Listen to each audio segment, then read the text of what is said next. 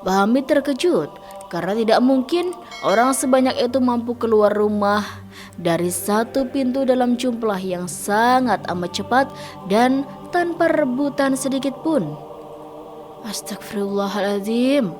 Berkali-kali Pak Hamid melafalkannya.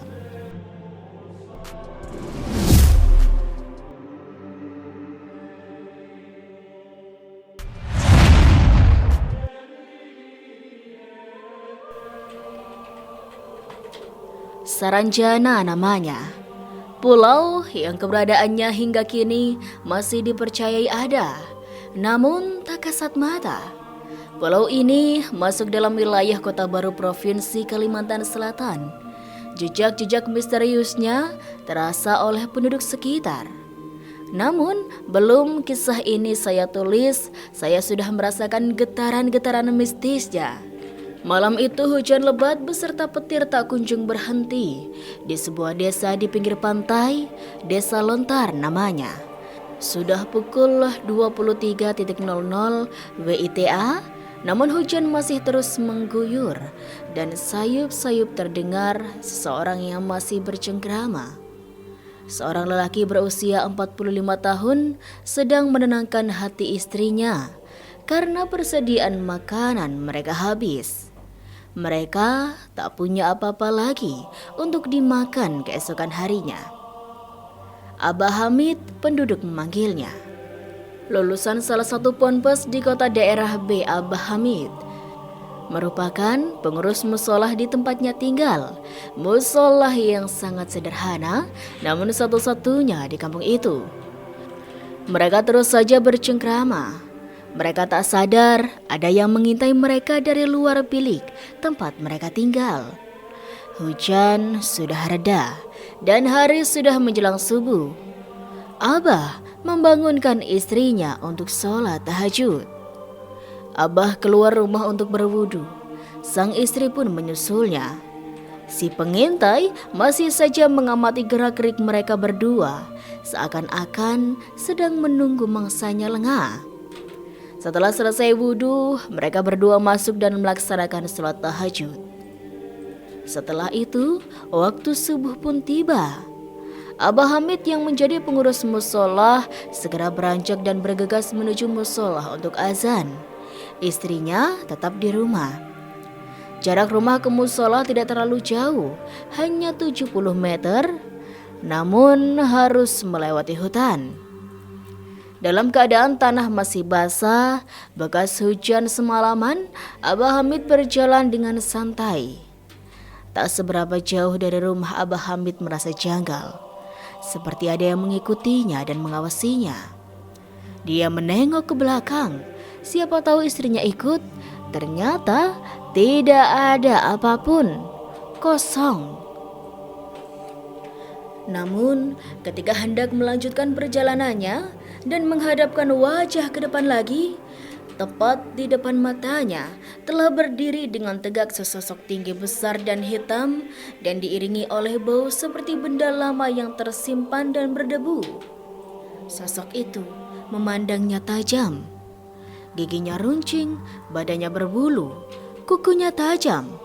Wajahnya mendekat ke wajah Abah Hamid. Nafasnya mendengus, kepalanya mundur lagi dan tangannya bergerak seakan hendak mencengkramnya. Namun ketika sekitar 1 jengkal lagi tangan genderuwo itu mendarat di tubuh Abah Hamid, ada keanehan terjadi. Genderuwo itu seakan-akan melihat sesuatu di belakang Abah Hamid dan langsung genderuwo itu tertunduk. Seperti para pengawal kerajaan yang sedang tunduk ketika sang raja lewat di depannya. Genderuwo yang tadinya wajahnya sangar dan gahar, kini mirip biskuit yang tercelup ke air. Dia mundur dan mempersilahkan Abah untuk melanjutkan perjalanan ke musola. Abah Hamid menyempatkan diri, menengok apa sebenarnya yang ada di belakangku, hingga genderuwo itu tunduk. Abah Hamid terheran-heran. Sesampainya di musola, lekas Abah Hamid menunaikan kewajibannya. Dan setelah selesai lalu pulang, beberapa langkah dia meninggalkan musola. Dia dipanggil oleh seseorang. Wajahnya tampan dan bajunya putih bersih. Dia menyerahkan sebuah bungkusan yang entah apa isinya dan hanya berpesan, "Bukanya nanti di rumah saja." Pak Hamid tak mengenali siapa pria itu. Dia bukan salah satu jemaah yang rutin ia temui. Namun, ia menuruti saja apa yang pria itu suruh. Ia membawa bungkusan itu. Sesampainya di rumah, istrinya masih menunaikan sholat subuh. Ia menunggunya sampai selesai dan menceritakan apa yang dia alami. Bahwa ia bertemu dengan seorang pria yang tampan dan gagah dan memberikan bungkusan dan memintanya untuk membukanya di rumah. Mereka berdua gemetar dan penasaran. Apa sebenarnya isinya? Perlahan, Abah Hamid membuka tali pengikat bungkusan putih itu. Dan betapa terkejutnya mereka berdua. Setelah dibuka, ternyata isinya adalah sebuah tali dari benang hitam dan beberapa lembar uang. Namun tiba-tiba tali hitam itu sudah berpindah dari dalam bungkusan ke kaki kanan Abah Hamid. Ia berusaha melepaskannya, namun gagal. Akhirnya ia menyerah dan segera menyuruh istrinya untuk pergi ke pasar untuk keperluan makan hari itu. Bah Hamid pun segera pergi ke kebun karet yang ia miliki. Tepat pukul 10.00 WITA, Abah Hamid pulang dan berencana untuk sarapan. Namun sang istri belum selesai memasak. Akhirnya Abah Hamid mandi dan sejenak duduk santai di ranjang yang satu-satunya ia miliki. Tak sadar ia pun tertidur. Dalam tidurnya ia bermimpi. Ia bertemu dengan genderuwo yang tadi pagi hampir mencelakakannya. Genderuwo itu bersujud kepada Abah Hamid meminta maaf. Abah Hamid terheran-heran karena makhluk itu meminta maaf seakan-akan menyesal telah menemuinya. Ditanyalah genderuwo itu, kenapa sampai bersujud untuk meminta maaf kepadanya? Dan si genderuwo pun menjawab bahwa ia tidak tahu bahwa Abah Hamid ini punya bodyguard yang kesaktiannya melebihi genderuwo itu. Abah Hamid makin bingung dengan perkataan genderuwo itu. Genderuwo menjelaskan bahwa orang yang memberinya bungkusan tadi adalah jelmaan dari bodyguardnya Pak Hamid. Dan genderuwo itu menjelaskan, selama benang hitam itu ada di kakimu, kau takkan bisa disentuh oleh makhluk halus atau jin manapun. Benang itu ibarat sebuah tameng bagi yang memakainya, sehingga tak satupun syaitan yang mampu mencelakaimu. Begitu kata si genderuwo memperjelas. Dan tiba-tiba ia pun terbangun karena masakan istrinya yang telah matang. Mereka pun sarapan bersama. Pada saat sore, keanehan mulai terjadi. Sepulang dari musola, Abah Hamid kembali merasa diikuti oleh seseorang. Namun setelah ditengok, tak nampak seorang pun di belakangnya.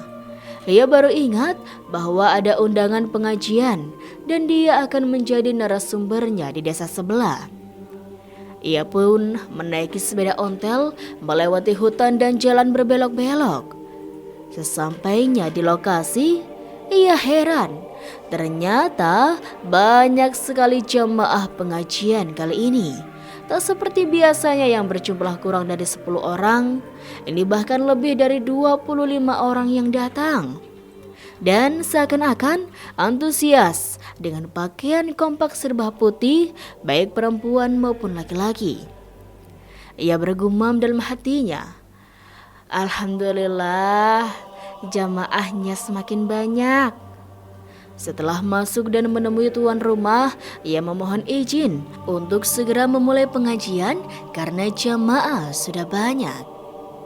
Dan si tuan rumah terheran-heran sampai garu-garu kepala. Dalam penglihatan tuan rumah, jamaah yang datang baru 3 orang. Namun karena menghormati Abah Hamid, maka tuan rumah pun menuruti dan segera memulai pengajian. 30 menit berlalu dan pengajian pun usai. Pak Hamid bergegas berdiri untuk pamitan kepada tuan rumah. Begitupun jamaah yang lain. Pak Hamid masuk ke dalam rumah. Baru selangkah ia berjalan, tuan rumah sudah datang menghampiri dan mengerti apa maksud dari Pak Hamid. Pak Hamid berkata mau segera pulang karena takut hujan. Tapi biar jamaah yang keluar duluan, sambil menengok ke arah jamaah yang sudah sunyi. Tertinggal 2 orang tersisa. Pak Hamid terkejut karena tidak mungkin orang sebanyak itu mampu keluar rumah dari satu pintu dalam jumlah yang sangat amat cepat dan tanpa rebutan sedikit pun. Astagfirullahaladzim, berkali-kali Pak Hamid melafalkannya.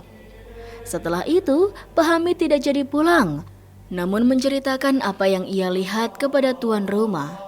Dan ternyata tuan rumah pun tidak melihat bahwa banyaknya jamaah tadi ternyata bukan dari golongan manusia. Cuma Pak Hamid yang melihat. Akhirnya Abah Hamid pun pulang dan kebetulan searah dengan salah satu jamaah.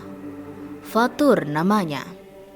Fatur menuturkan bahwa kakeknya yang seorang paranormal pernah mengalami hal serupa dan itu terjadi berulang kali. Dari kejadian yang kedua yang dialami kakek Fatur, diketahui ciri-ciri orang itu tidak mempunyai garis cekungan di antara hidung dan bibir atau rata. Dan kakek Fatur mengetahui bahwa orang-orang itu adalah orang-orang sebelah Saranjana. Sambil menunjuk sebuah pulau kecil di pinggir pantai, Abah Hamid menggeleng-gelengkan kepalanya, seakan-akan tidak percaya apa yang telah ia alami tadi. Sesampainya di rumah, ia tidak menceritakan kejadiannya tadi kepada istrinya. Ia takut kalau menceritakan kepada istrinya akan membuat dia akan khawatir dan was-was. 3 hari setelah itu, tepatnya hari Jumat, Abah Hamid pulang dari musola setelah melaksanakan sholat subuh. Suasana masih berembun. Tiba-tiba, ia dikejutkan dengan bau amis yang tercium. Dia pun mempercepat langkahnya. Namun semakin cepat ia melangkah, maka semakin bau itu menyengat seakan-akan baunya sangat dekat. Sambil berjalan dalam hati ia berkata, "Apalagi ini? Semoga yang dikatakan genderuwo itu benar tentang benang hitam penangkal setan ini." Rumahnya mulai nampak dari kejauhan.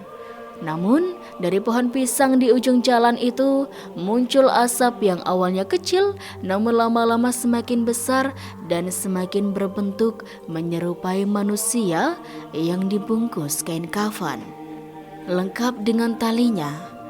Dan tak salah lagi, poconglah yang muncul di pohon pisang itu. Abah Hamid menundukkan pandangannya namun tetap berjalan. Ketika tepat di depan si pocong, tiba-tiba cahaya putih muncul menyilaukan mata. Nampak samar-samar ada sesosok manusia menunggang kuda putih. Putih berbaju kerajaan zaman dahulu kala, lewat di antara Abah Hamid dan si pocong. Setelah itu, keduanya menghilang. Abah Hamid mengelus dada dan bersyukur tak terjadi apa-apa. Ia pun bergegas pulang. Abah Hamid tak habis pikir, mengapa akhir-akhir ini ia sering sekali diganggu oleh makhluk halus menyeramkan itu. Ingin rasanya bercerita kepada istrinya, namun selalu gagal karena ia kasihan. Puncaknya, tepat pada malam Jumat Kliwon, Abah Hamid berencana untuk ke musola karena sudah waktu masuk sholat maghrib. Ia bersiap memakai kopiah usangnya dan membawa tasbih. Suasana senja itu sedang gerimis. Ia berjalan melewati pohon pisang itu lagi. Tak nampak keanehan di situ. Tiba-tiba saat berada di tengah perjalanan ke musola, ia terhenti karena ada yang memanggil dan tiba-tiba datanglah dari arah belakangnya orang yang beberapa hari lalu memberinya bungkusan berisi uang dan gelang benang hitam itu. Pakaiannya serba putih. Ia berkata, "Abah mau ke musola? Bukannya waktunya masih lama di sini?" Abah Hamid menjawab, "Ya, sekitar 30 menit lagi." Orang itu berkata lagi, Di masjid kami tidak ada yang azan. Maukah Abah azan di masjid kami? Nanti akan saya antar lagi ke sini. Belum sempat menjawab, namun orang itu menjulurkan tangannya seakan mau bersalaman. Seketika itu, Abah Hamid berada di sebuah jembatan yang berada di tengah laut. Di depannya terhadap sebuah gerbang yang sangat amat megah dan besar, yang sepertinya terbuat dari emas karena berkilauan. Orang tadi memperkenalkan namanya Mustafa. Ia disuruh oleh rajanya untuk mencari pengurus masjid di kerajaannya itu.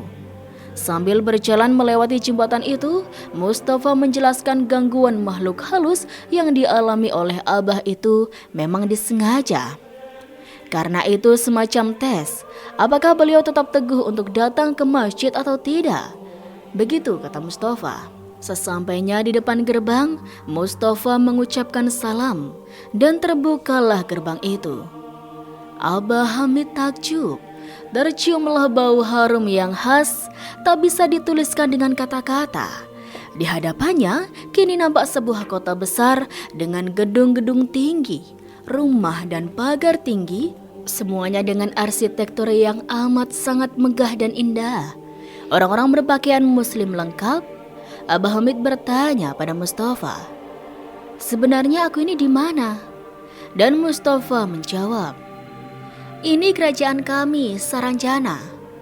Lalu Abah Hamid diajak untuk menaiki delman yang kudanya memiliki kulit putih bersih dan tempat duduk yang sangat nyaman di bagian belakangnya. Ia berhenti di depan masjid yang sangat besar dan megah. Kubahnya terbuat dari emas, bagian depan lantainya dari kaca, dan terlihatlah ikan-ikan laut yang berada di bawah kakinya sangat indah. Ia masuk bersama Mustafa dan dipersilahkan untuk azan maghrib. Sementara itu, di desa tempat Abah Hamid gempar karena sudah tiba waktu sholat maghrib, namun tidak terdengar suara azan oleh Abah Hamid yang biasanya tidak pernah absen 5 waktu. Akhirnya, jamaah yang lain pun menggantikannya untuk azan. Setelah selesai sholat, salah satu jamaah, Pak Jamil namanya, berinisiatif untuk menjenguk rumah Abah Hamid. Ia mengira bahwa Abah Hamid sedang sakit sehingga tak bisa untuk ke musola. Namun alangkah terkejutnya ketika sampai di rumah Abah Hamid. Ia cuma bertemu dengan istrinya, dan istrinya menjelaskan bahwa Abah Hamid tadi pamit pergi ke musola setengah jam sebelum waktu maghrib. Semuanya bingung, kemana perginya Abah Hamid? Lalu Pak Jamil bergegas mengabari kepada kepala desa bahwa Abah Hamid hilang. Istri Abah Hamid menangis sejadi-jadinya, bahkan berulang kali pingsan.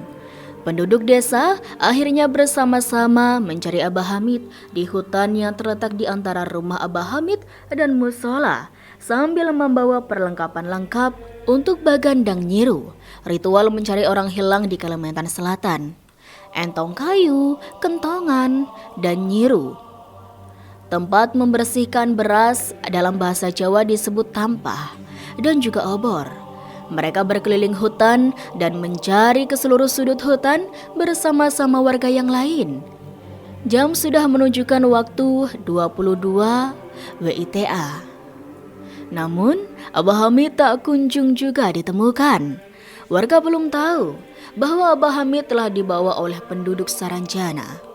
Akhirnya, kepala desa dan warga memutuskan untuk menghentikan pencarian karena hujan. Istri Abah Hamid dibawa ke rumah kepala desa untuk bermalam di sana karena kondisinya pingsan. Keesokan harinya, setelah subuh, warga kembali mencari, namun kembali pulang dengan tangan kosong. Abah Hamid tak ditemukan dan dianggap meninggal dunia. Warga kampung pun mengadakan tahlilan untuk menyelamati meninggalnya Abah Hamid. Di hari ketiga dan di hari ketujuh. Sementara warga sedang melangsungkan tahlilan di hari ketujuh, Abah Hamid baru saja melesaikan azan iqamah dan salat maghribnya di Saranjana. Lalu ia menagih janji kepada Mustafa bahwa ia akan mengantarnya pulang karena ia sudah lapar dan istrinya pasti sudah menunggu. dan Mustafa membawa Abah Hamid ke sebuah gedung yang sepertinya istana. Di sana ia diajak masuk ke sebuah ruangan dan di dalam ruangan tersebut sudah tersedia berbagai makanan yang sangat amat jarang Abah Hamid makan karena beliau tergolong orang yang kurang mampu. Setelah makan, Abah Hamid diantar pulang oleh Mustafa dengan kuda dan keretanya yang indah itu. Berhenti di depan gerbang dan Abah Hamid dipersilahkan berjalan lurus saja tanpa menoleh ke belakang. Setelah mengucapkan salam, Abah Hamid berjalan lurus ke depan. Sayup-sayup terdengar suara orang yang sedang tahlilan. Semakin lama suaranya semakin keras dan tiba-tiba Abah Hamid sudah berada di depan teras rumahnya. Seketika warga berhamburan keluar dan memastikan itu adalah benar-benar Abah Hamid. Tahlilan dihentikan dan warga memintanya untuk menceritakan apa yang sebenarnya terjadi. Abah Hamid menceritakan dengan detail apa yang telah dialaminya. Ia menceritakan kondisi Saranjana yang mirip seperti kota-kota besar. Jalannya lebar, banyak mobil mewah, gedung-gedung tinggi, rumah besar dengan pagar yang tinggi-tinggi, bersih dan semuanya bernuansa Islam. Dan juga ia bercerita hanya sholat maghrib. Dan ternyata di alam nyata dia sudah menghilang selama seminggu. Ia bercerita bahwa salah satu ciri penduduk Saranjana, ia tidak mempunyai cekungan di antara bibir dan hidung. Sang istri pun terharu karena sang suami pulang dengan kondisi sehat. Dan 3 bulan berikutnya, Abah Hamid kembali menghilang. Warga pun menebak bahwa ia diajak kembali ke Saranjana. Sang istri pun gelisah karena sudah seminggu suaminya tak kembali. Namun, pucuk dicinta ulang pun tiba. Di bulan kelima, ia pulang dan menceritakan bahwa ia menjadi guru ngaji di sana. Setelah kejadian itu, banyak warga desa di pinggir pantai yang sering mendengar sayup-sayup suara musik dari tengah laut. Dan bahkan cahaya warna-warni yang muncul seperti cahaya kembang api dari tengah laut. Dan mereka percaya bahwa penduduk Saranjana sedang mengatakan pesta kerajaannya. Beberapa bulan setelah itu, salah satu penduduk desa mengadakan acara kawinan. Beberapa hari sebelum hari H, semua penduduk bergotong royong untuk membantu mempersiapkan pesta pernikahan itu. Abah Hamid pun di situ. Sambil memotong kayu, ia menceritakan bahwa di Saranjana, buah-buahannya 3 kali lipat lebih besar daripada yang terdapat di alam nyata. Ia menceritakan bahwa ia memakan anggur merah menggunakan pisau dan harus dipotong menjadi 3 bagian baru bisa untuk dimakan. Hari H pun tiba. Semua penduduk diundang untuk menghadiri pesta pernikahan itu. Jumlah penduduk di desa itu tak banyak sehingga tuan rumah merasa sanggup untuk mengundang seluruh penduduk desa. Acara pun dimulai sekitar jam 8 WITA. Abah Hamid datang sekitar jam 10. Namun, ia terkejut karena banyaknya tamu yang datang. Sampai-sampai ia harus mengantri untuk mengambil makanan yang disediakan. Namun, ia belum sadar apa yang sebenarnya terjadi. Setelah sampai pada tempat makan, ia tak sengaja menjatuhkan sendok orang yang lewat di sampingnya. Mereka saling pandang dan Abah Hamid bergumam dalam hati. Siapa ini? Apakah penduduk kampung juga? Mungkin saudaranya si tuan rumah. Begitu pikir Abah Hamid. Namun setelah dicermati, tak satu pun tamu undangan di situ yang ia kenali. Wajahnya sangat asing. Tak lama kemudian, ia menyadari bahwa semua tamu yang datang adalah penduduk Saranjana. Wallahu a'lam. Dan itulah sobat sedikit kisah kali ini. Kurang lebihnya Rizky mohon maaf. Dan sampai jumpa lagi di kisah-kisah selanjutnya ya sobat. Sekian dari Rizky. Wassalamualaikum warahmatullahi wabarakatuh.